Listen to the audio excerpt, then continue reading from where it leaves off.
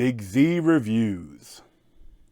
The Hunt is a new action horror thriller, which essentially is the newest people hunting people movie, and has that they are a lot of fun, but it gets into a little bit more political stuff. And while it still is it's a little heavy-handed, I did still really enjoy the film.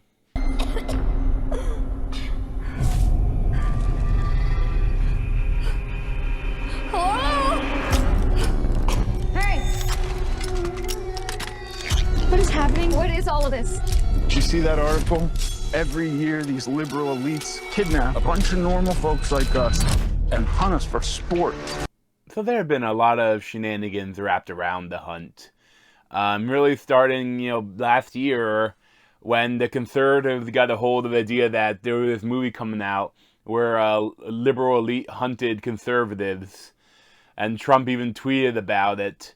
And also there was like a shooting, so they said they took it out and they kind of canceled the film. Like they didn't put any date, but now they finally decided to release it now, this past weekend, which is amidst the coronavirus, COVID-19 outbreak.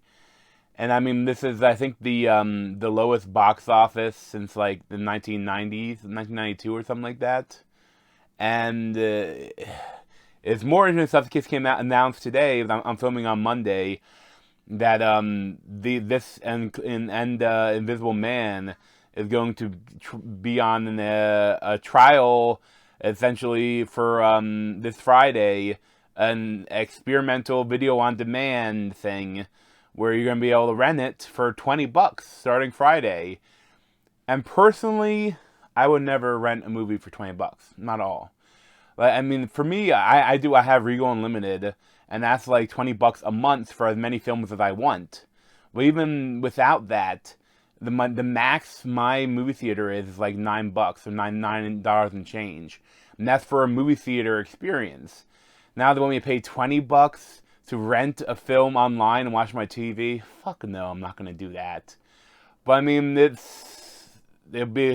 piracy will be able to happen. But I don't like that, and I worry that this coronavirus may like really harm the movie theater industry. But what you're gonna do is if you'll. It's tough. You don't know what to do, but I mean, these movies are losing a lot of money. I mean, you think, The Hunt was never going to make a lot of money, but I think it probably would have made more than it did this weekend if not for the coronavirus. So as for the actual movie, it is the human hunting stuff is really great. I mean, it's a lot of fun. Humans hunting humans is an entertaining concept of a movie, and this movie does it well. But I just found a lot of the political stuff, the reason that it was canceled, is heavy-handed. And, I mean, there's a lot of interesting stuff you could do with this concept, but they don't really do any of it. But they have hints of it. They have hints of, like, that I wish they would have dove more into, but they didn't. But at the same time, Betty Gilpin, like, she's, like, the main character, the main heroine, and she's one that, like, she has to overcome and kill all the hunters. And she is great. She's really good in this. I really liked her. And Hilary Swank is like the main evil woman that's like organizing the hunt. And she's cool too, but there's stuff that like is just kind of goofy about all surrounding the political stuff. And I just wish that they could have done more interesting things and more with it, If you're going to do this, it's so easy just to be so it's like they needed like a ball peen hammer and a chisel, and instead they took a sledgehammer to it. Like there's no finesse to the metaphors or to like what it's trying to say, but it's not really trying to say anything. But there's stuff there that they could be saying stuff. And that's like probably the most disappointing part of the film for me. Because I was just watching the film, and I really liked how essentially at the beginning when they wake up and they're with gags in their mouths and they try to figure out stuff out, like you don't know who you're following, like, and a bunch of people get killed. Like each time you think you're following someone new, and then that person gets killed, and it's brutal too. I mean, I like that. It's violent. It's gory. I mean, although, like, it could be even more gore. Like, the gore kind of slows down later on a little bit. But, I mean, it's really action-packed and thrilling, and really, I really enjoyed that. Any time that the political stuff came into it, it's just heavy-handed. But to talk about, like, why I thought it was heavy-handed and what I wish would have changed, I do kind of have to spoil stuff. So if you don't want to be spoiled at all, you can stop the review now. I'd probably give it, like, an 8 out of 10, 7.75 out of 10. If you enjoy this sort of action thriller film, I definitely recommend it. I mean, I don't know, theaters might be closing coming up, but you guess you'd be able to rent it on VOD this Friday. So, I mean, check it out.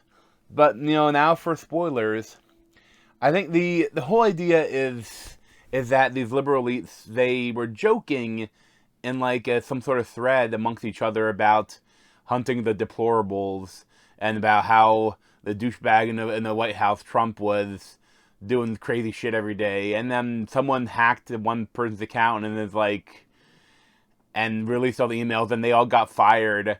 And now they decide to go after all the people that tweeted or talked about their hunt, which wasn't real at the time, but now they're going to do it for real. The people they're going to hunt are the people that talked about it. And that's an interesting idea, but at the same time, it's essentially just a version of what Jay and Silent Bob did in their Jay and Silent Bob Strikes Back film, where they got enough money to go around flying to every single person that badmouthed them online and beat the shit out of them. That's really what they're doing. And, I mean, it's interesting, but I just wish that they make clear that this is the first time they've actually done the hunt. And it doesn't feel like it. Like, at the beginning of the movie, like, they're flying over and one of the deplorables wakes up, and the doctor comes over and stabs him in his carotid artery and spraying blood everywhere. And then Hilary Swank comes over and stabs him in the eye with her Louis Vuitton stiletto heel. And it's like there's no, like, according to the movie, this is the first time any of them have ever taken a life. And there's, like, no hesitation from them. They're not, like, freaked out about it. It's like, I feel like this should not have been the first time. They should have already done this a while because, and two, like, for the most part, when they start killing people, they're killing people really well. And almost too well. Because the one woman, she is, like, has a bow and arrow. And the one person that's killed with bow and arrow is like, it's some Avatar shit. And I'm like, Avatar shit? That's a weird reference. Like, do they have bows and arrows in Avatar? And I couldn't really remember. They weren't heavily featured. It's like, it's an odd reference. To me, if you're gonna, I wonder if, I don't know why you use that. I mean, to me, maybe use, like, Legolas. That's an old reference too, but still popular. And the other one would be, like, Hunger Games or, you know, something like that. But when you actually think about this chick firing this bows and arrows, I mean, they would need the instant Legolas from Jorg Sprav. It's a YouTube channel that does this stuff that makes it like he has like makes you shoot like Legolas, because like he had to put like a clip and thing on the bow and make you make you shoot rapidly. But I mean, this woman, she must be an expert in bow because you don't see her at all. So she's firing a bow from 100 yards away in the tree lines, like people that are moving, and she's hitting them perfectly every time. And it's like, it's not very believable. You know, especially this is the first time they've ever hunted people. And the other thing, you know, I wish that, I like the idea that you don't know who's who, like who you're supposed to be following, and all of these people are killed one after the other. And that's cool. But, like, later on, like, you see, like, why they were being hunted. Although, I know, like, sometimes they kind of, like, they showed some actually more, and then some they had this, a wall of pictures. Like, oh, that guy was in, alt-right rally, you know, white power thing. Or, and that one was, like, a big game hunter. And, you know, but then the one person, the very first woman that you're focused on at first, I didn't see anything from her, but I might have missed it, though. But, I think that it'd be more interesting. That is a cool idea. But I think that when, in the beginning of the film, when people are dying, you haven't spent any time with them, so you don't give a shit about them. Like, if they spent a little bit more time doing the character backstory, or just giving you time with these characters, And then maybe, and they weren't so obvious, but like some of the people are so goofy, like the Florida guy with a Florida tattoo, and one redneck with with a mullet, and then but if they were more just people, and then like you're kind of rooting for them when they were killed, and then later on you found that they were horrible people. I think that could be a really interesting thing, but they didn't really want to do that. And the other thing I thought they'd be so interesting is that a couple times, like I love these moments. And my favorite moments in the film is when Betty Gilpin, when she like realized that this was a ruse, and it was like, cigarettes don't cost $6 in Arkansas. You done fucked up. Boom. Yeah, I love the idea where like she's outsmarting him. I love that, but at the same time, I would almost like, I think it would be more interesting if, like, they have a reference that one of the people that they're hunting might have been like a mark, or might have been one of them, and they're not very clear if whether or not. I feel like he might not have been, but if they were going to do stuff, I would have loved it if there were some of them that with the people that are being hunted that were like super racist, like super like libtards, like conservative, like really really bad, and then they like really really cliche too, but then you learned out that they were faking it, so like that they were pretending to be how they think people that would sound like I think they could have played with that more. At the same time, like it's interesting because I am a liberal, my family's a liberal, I've been liberal my whole life, and like I have my dad's side, my extended family, my cousins and uncles, like, and like they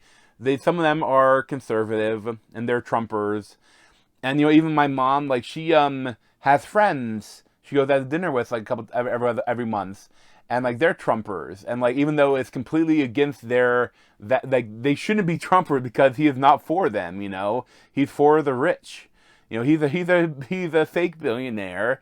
And but they like what he says, I guess. I don't really get people that are for Trump, but it's okay, There's a reason for it. They're people. Like they're not bad people. I mean, yeah, some of my extended family can be a douchebag at times, but they're still good people. I still love them, and my mom is still really good friends with these Trump women.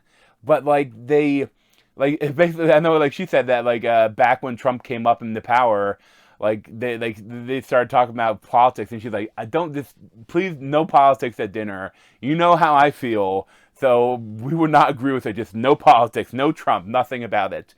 And then they're fine. They wouldn't talk about it. But then you see that they'd be posting or reposting or things on Facebook about shenanigans. Like even like it's so funny with this coronavirus. Like Trump was like a week or two ago, he was saying that there was a Democrat hoax. The fucking idiot. And then a week later he's declaring emergency, and it's like, oh. And with Trump, that in January he wanted to limit the number of tests we have, so to try to make the numbers seem smaller. And then even when he came into power, he fired a lot of people in the pandemic response team. And then now in recent news, he came out where he was trying to buy up the treatment for the COVID-19 and get exclusivity to the U.S. And it's just like, oh. But there's still people that like him, and that's okay. We're America. America's about freedom, about believing what you want to believe, as long as you don't make other people try to believe it. So I think this movie is so the liberals they never really give them a reason for why they think it's okay to hunt these people. And when every once in a while they do things that I think some people may say in real life, but mostly only kind of say in online when you don't think you're actually talking to real people. It's just it's tough. It's stuff about that is just so kind of corny and goofy and heavy-handed. But a lot of the actual movie stuff in this, I just loved. That was such a weird kind of feeling about this movie. One other thing that I wish that they would have done is that, to distinguish itself from other people hunting movies, is that, these are supposed to be rich liberal elites. So you think they would have some high-tech stuff. But really, all the weapons they have bows and arrows, they have, like, sniper rifles, they have shotguns, they have handguns, they have landmines, and they have, there's like traps and stuff, but there's nothing high-tech. At one point in the movie, they have this, like, high-tech drone. The drone shot down, and there's no other drone. It's like, you're rich millionaires, maybe the billionaire, the one, Athena, but you don't have another drone? You don't have anything high-tech? However, I think it probably just comes down to Blumhouse trying to keep the budget on this movie low, and anything that's high-tech would have to be probably, computer graphics, and they would cost money, so they didn't want to do that. But, it feels like there's nothing distinguishing itself that they're rich, and that, or like they wouldn't want to get their hands dirty because they're liberals or something, and they don't know how to hunt, because they're liberals. Like, they talk stuff about guns all the time, then they're using the guns.